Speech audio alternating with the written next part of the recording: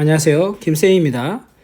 물류 2급 17강을 다시 찍어야 된다고 말씀을 해주셔가지고 어떤 분이 소리가 안 들린다 하더라고요. 그래서 바로 지금 다시 찍으려고 내용을 자료 정리해 놓은 게 있어가지고 바로 지금 정리를 하도록 하겠습니다. 그래도 안 그래도 지금 제가 보면서 저번에 18강 같은 경우에는 소리가 안 들린다 해서 다시 찍었거든요. 지금 다시 보니까 17강도 그렇더라고요. 미리 말씀을 해주셨으면 제가 빨리빨리 올렸을 텐데, 지금 바로 찍어서 다시 올리도록 하겠습니다. 자, 물류 2급 17강 가격 결정 방법부터 시작해서 거래처 중점화 전략까지가 될 것 같아요. 자, 가격 결정 방법에는 원가 가산에 의한 가격 결정 방식이 있다는 얘기죠. 원가 가산에 의한 가격 결정 방식은 원가에다가 각각 이익을 더한다는 얘기입니다. 자, 보세요. 그림 그려드릴게요. 제조 원가가 있고요. 요 제조 원가에다가 비용, 영업비용이란 비용을 추가하고 여기다 이익을 추가하는 거죠. 이익을 추가하면 얘가 뭐가 돼? 다음에 생산 가격이 됩니다. 생산 가격이 되고요. 요 생산 가격은 또 뭐가 됩니까? 그쵸. 도매 매입 원가가 되겠죠. 도매 매입 원가가 됩니다. 요 도매 매입 원가에다 또 뭘 더해요? 그렇죠. 좀 얇게 가볼까요? 좀 얇게 여러분들 보시기 편하게 요걸로 하면 되겠네요. 여기다가 도매 매입 원가에다가 또 비용과 또 뭘 더합니까? 이익을 더하면 비용과 이익을 더하면 얘가 또 뭐가 됩니까? 그죠? 도매 가격이 되겠죠. 도매 가격이 될 거고요. 요 도매 가격은 또 뭐예요? 소매 매입 원가가 되겠죠.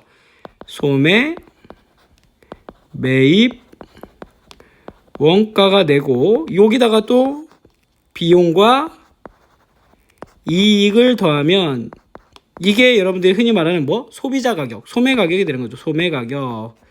자, 지금처럼 보시다시피 얘네들이 추가되면서 계속 더해졌죠. 이걸 그래서 우리가 뭐라 부르냐? 코스트 플러스 방식이다. 원가 가산 방식이다. 이렇게 부릅니다. 그 다음에 시장 가격에 의한 가격 결정 방법은 경쟁 기업이 제품 가격을 우선적으로 고려해서 자사의 제품 가격을 결정하는 방법을 얘기합니다. 참고로만 알아두시면 될 것 같고요. 그 다음에 기타 가격 결정 방식에서 여러분들 여기서는 좀 우리가 공식을 외워야 될 게 몇 개 나와요. 그래서 손익분기점이라는 게 존재합니다. 손익분기점. 지금 B, E, P라는 거죠. 그래서 용어로 보면 브레이크 이븐 포인트라고 하는데요. 즉 비용, 여기도 제가 그림을 그렸는데 지금 이 손실이 생기는 거죠. 총 수익성과 그 다음에 총 비용선이라는 게 있고요. 자, 보시면 지금은 비용이 수익보다 많죠. 여기 수익보다 많은 이 부분이 수익보다 많은 거예요. 지금 비용이죠. 비용인데 지금 요 지점, 요 기점으로 해서 얘가 BEP죠.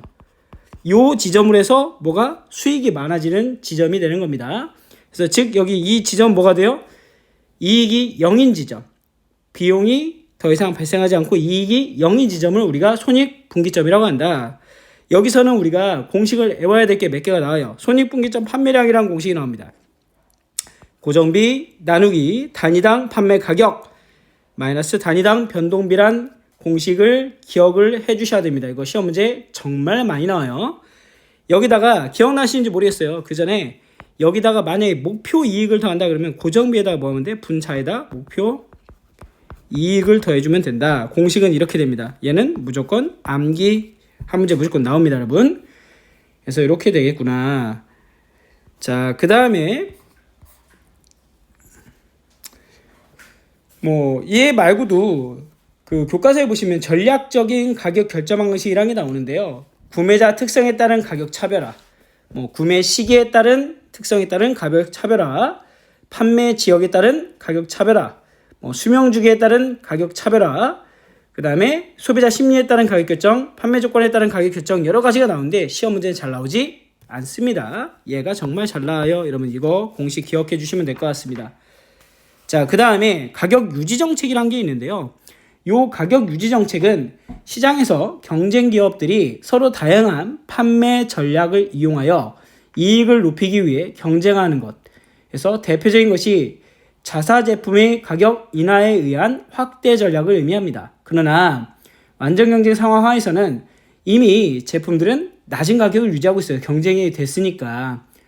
그리고 과점 시장에서는 뭐 여러 기업이 몇 개의 기업이 서로 다른 기업이 들어오면 보복을 하겠죠. 그래서 회피하거나 보복하는 경향이 있고 이런 것들을 고려해서 우리가 가격 유지를 그럼 어떻게 할 것이냐. 비가격 경쟁에 의한 방식과 리베이트 전략이라는 게 두 개가 시험 문제 나왔습니다. 책자에.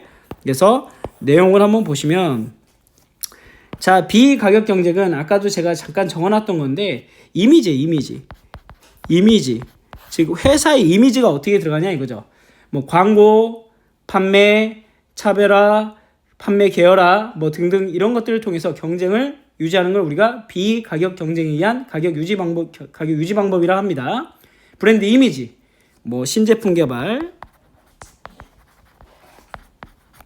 이런 것들이죠. 신제품 개발. 그 다음에 홍보력도 들어가겠고요. 그 다음에 판매망. 그죠? 판매망도 중요하겠죠. 판매망. 또 뭐 있을까요? 뭐 수요 공급 능력, 적절한 시기에 내가 필요한 제품을 공급해 주는 거. 그 다음에 틈새 공략, 틈새 시장 공략, 뭐 등등 여러 개가 여기서 비가격 경쟁이다. 즉 가격하고는 상관없는 것들이다 라고 보시면 될 것 같고요. 그러면 리베이트 전략은 뭐냐? 얘가 또 시험 문제 그렇게 많이 나옵니다. 리베이트는 생산업자와 판매자 간에 또는 도매업자, 소매자업자 간에 일정한 기간 동안에 판매액을 기준으로 판매에 도움을 준 판매업자에게 이익을 돌려주는 기능을 얘기합니다. 금액을 얘기하는데 리베이트는 판매 대금의 수금 후 별도 환급된다는 점에서 일부를 깎아주는 할인과는 좀 다르죠.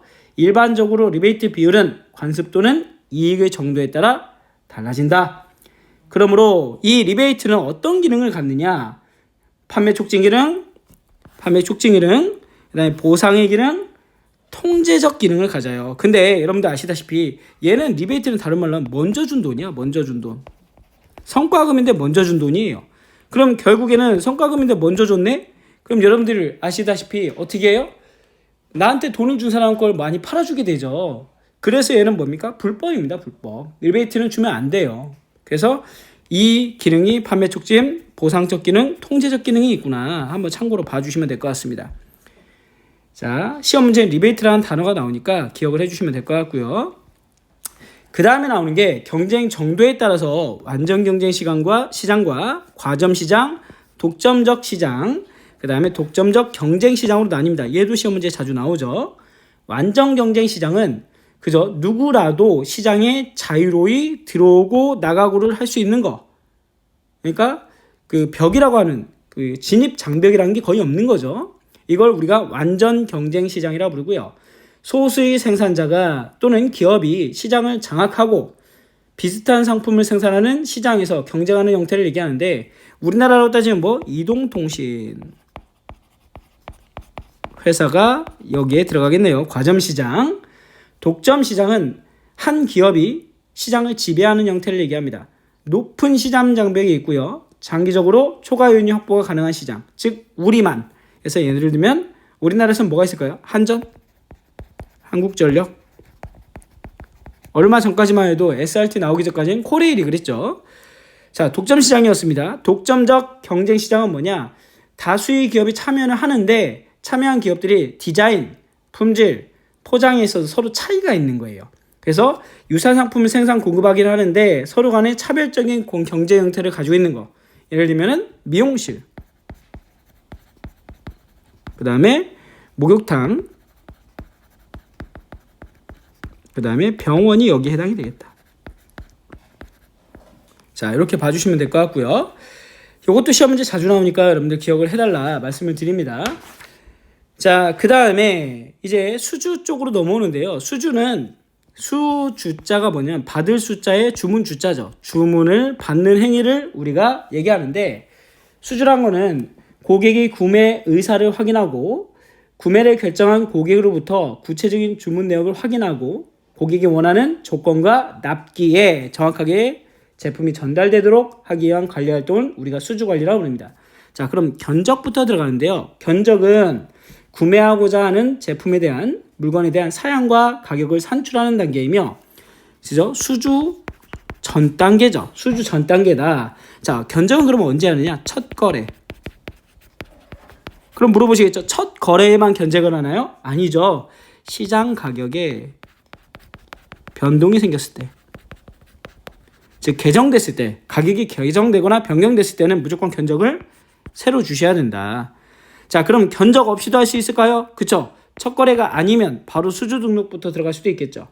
수주라는 거는 구매를 결정한 고객으로부터 구체적인 주문을 받는 과정인데, 수주 등록 과정은 예전에 이것도 시험 문제 나왔었거든요. 수주 후에 자기가 재고가 있는지 보는 거예요. 예를 들어서 50개를 주문했습니다. A라는 제품을 50개를 주문했는데 내 창고에 20개가 있어요. 지금 당장 줄 수 있어. 하지만 30개가 아직 부족하죠. 그래서 주변에서 재고를 확인해서 10개를 더 얻었습니다. 그래도 아직까지 30개야.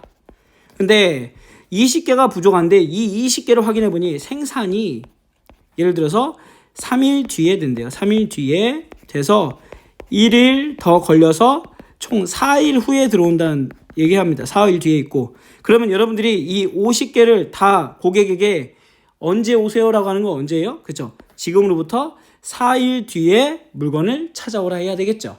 이런 것들이 지금 뭐 하는 거야? 수주 등록 절차를 진행한 거다라고 봐주시면 됩니다. 이걸 뭐라 불러? 예정 납기다, 이렇게 봐주시면 되겠죠. 교과서에도 나오는 내용입니다. 자, 그 다음에 거래처 중점화 전략이라고 나오는데 여기도 무조건 시험 문제 한 문제 나오는 경향이 있습니다. 자, 거래처 중점화 전략은 세 가지가 있어요. ABC 분석, 그 다음에 이원표 거래처 포트폴리오가 있습니다. 자, ABC 분석은 다른 말로 파레토 분석이라고 하는데요. 파레토 원리라는 게 있죠. 이탈리아의 경제학자 파레토가 얘기한 건데요. 8대2 법칙, 2대8의 법칙, 뭐 이렇게 얘기하기도 합니다. 파레토는 때때로 양적인 작은 항목들이 가치가 큰 항목들의 가치보다 중요하다는 사실을 발견했다. 즉, 회사 전체 매출의 80%가 20%의 고객으로부터 달성된다. 그럼 결국에는 그 20%를 중점적으로 잘 관리하면 우리는 80%의 수익을 얻겠네, 이 얘기입니다. 자, 그래서 이 중점화 전략을 보시면 거래처 중점화 전략의 개념을 보시면은 우량 고객이나 거래처를 잘 관리해서 그 거래처를 관리함으로써 얻는 이익을 크게 하겠다라는 거죠. 모든 거래처를 다 관리할 수 없다. 우리한테 수익을 많이 주는 거래처를 중점적으로 관리해보자 라는 개념이 되겠습니다. 그래서 ABC 분석은 가장 집중적으로 관리해야 될 거래처나 고객이 어디인지 파레토의 원칙에 입각해서 관리하는 건데, 얘는 뭐예요? 통계적 방법에 의해서 A, B, C를 나누는데 기준이 한 개입니다. 즉 뭐예요? 우리한테 그죠? 수익을 많이 가져오는 거래처, 수익을 많이 가져오는 거래처, 이거 딱 하나죠, 기준이. 근데 회사는 꼭 수익만이 있는 게 아니라 뭐 장기 계약일 수도 있고 아니면 평판을 볼 수도 있고 신용을 볼 수도 있고 여러 가지가 있다는 얘기죠. 그래서 이런 것들을 하나도 고려하지 못한다. 단점입니다. 자, 이원표 분석이란 건 뭐냐면 여기서 좀 보완된 거죠. 지금 요인을 몇 개까지 고려해 보겠다? 2개까지 고려해 보겠다.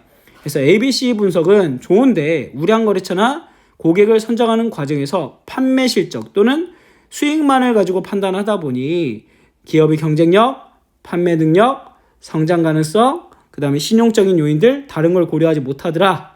이를 보완하기 위해 서로 다른 요인 2개를 가로축과 세로축으로 이용해서 매트릭스를 구성하는 걸 우리가 매트릭스 분석 또는 2개라 해서 이원표라고 부른다. 자, 그 다음에 3번에 있는 거래처 포트폴리오 분석은 얘는 요인이 하나, 얘는 요인이 2개. 그럼 얘는 뭐겠어요? 3개 이상이 되겠죠. 그래서 거래처 포트폴리오란 거래 대상 거래처나 고객의 가치를 종합적으로 검토하는데 ABC 분석이나 매트릭스 분석과 달리 3개 이상의 요인에 대해서 뭘 줘서? 그죠? 여러 개다 보니까 가중치를 둬야 되겠죠? 가중치를 둬서 결합하고 다면적으로 분석하는 거. 이걸 우리는 뭐라 부른다? 거래처 포트폴리오 분석이라고 부른다라는 겁니다. 자, 17강 다시 한번 정리를 했고요. 지금 현재 오프라인 수업은 춘천직업전문학교에서 진행이 되고 있습니다. 뭐 춘천에 사시는 분들은 오프라인 강의 들으시면 될 것 같고요. 실제 지금 자격증에 필요한 내용 말고 실무에 대한 내용도 오프라인 강의에서는 이루어지고 있으니까 오셔서 수업 필요하신 분들은 들어주시면 감사할 것 같습니다. 자, 오늘 여기서 마무리 짓고요. 구독, 좋아요. 자, 그럼 여기서 마무리 짓겠습니다. 수고하셨습니다.